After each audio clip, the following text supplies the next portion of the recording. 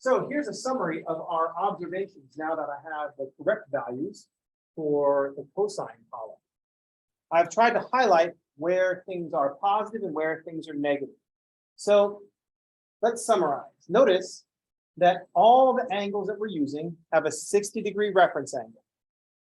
60, 120, 240, 300. That is the angle between the terminal side and the nearest part of the x-axis.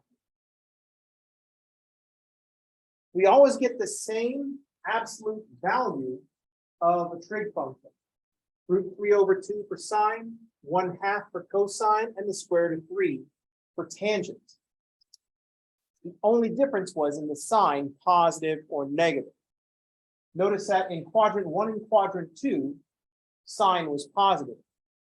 In quadrants 1 and quadrant 4, cosine was positive. And in quadrants 1 and quadrant 3, tangent was positive. So that's a very big implication on my part, that trig functions are positive depending or negative depending on what quadrant the terminal side is sitting. Here's what I want you all to do. Not right now, I want you to think about it for a while. And then this will show up as a discussion on Canvas where you can post your hypotheses. I want you to make it make sense. At which point you should say, dude, isn't that your job? And I'm like, oh, yeah, but I'm going to do my job opposite style. I want you to come up with a hypothesis and I want you to make it make sense. There are two things that you want to try to explain. Why the same absolute values? Why is it always root 3 over 2 for a 60-degree reference angle and sine? Then I want you to try to explain why are the certain trig functions positive in certain quadrants and negative in the other one. Why is sine positive in quadrants 1 and 2, but sine is negative in quadrants 3 and 4? Why is that happening? So those are the two things that I want you to try to explain. For this assignment, you just have to come up with a hypothesis. It's going to be set up as a graded discussion. I'm not worried about right answers. I just want a hypothesis. To actually see other people's responses, you're going to have to post one of your own. So your first step is going to be on your own. Then after that, you'll be able to see other responses and maybe get some more ideas. So these are the things that you want to explain. Why do we get the same absolute value? Why is the sine of 60 in all four quadrants some variation of root 3 over 2?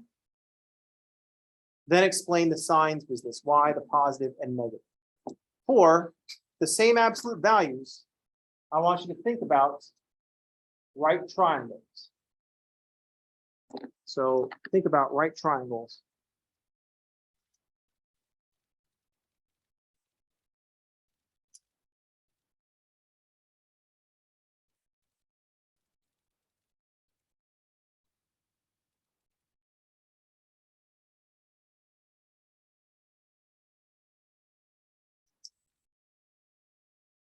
With your opposite and adjacent and hypotenuse. Think about your opposite and adjacent and hypotenuse. That will help you out with the values. For the second part, why this positive negative business? I want you to note that I put this circle in which we drew all these reference angles on a set of coordinates. I put this on the coordinate plane.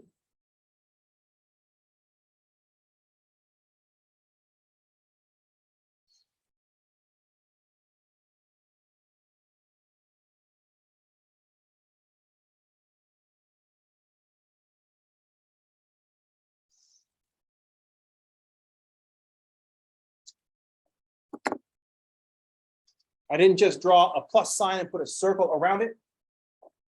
I drew an x-axis and the y-axis. I drew Cartesian coordinate plane. Those are the two things that I want you to come up with an explanation for. Like I said, I'm just looking for a hypothesis. If you know the answer and can have like a nice full explanation, that's awesome. If you're not sure, just make a hypothesis. And then you'll be able to see what other people say and see if it makes sense. Then we'll all get back together on Tuesday and talk about our results. Any questions? Comment? Deep thought? I have to realign when this is available because I am a day ahead of where I thought I was going to be. This is mainly because I can't count. All right, so that's what you're going to do. Now, the grade discussion is only going to be available for a grade until Tuesday, like right before class. So you got to come up with some kind of hypothesis to get points. And then I'm going to grade it right before class, and then we'll see what we got. That's going to do it for today. That's going to do it for this week. Everybody think about making this make sense over the weekend. I will see you on Tuesday. Thanks for playing.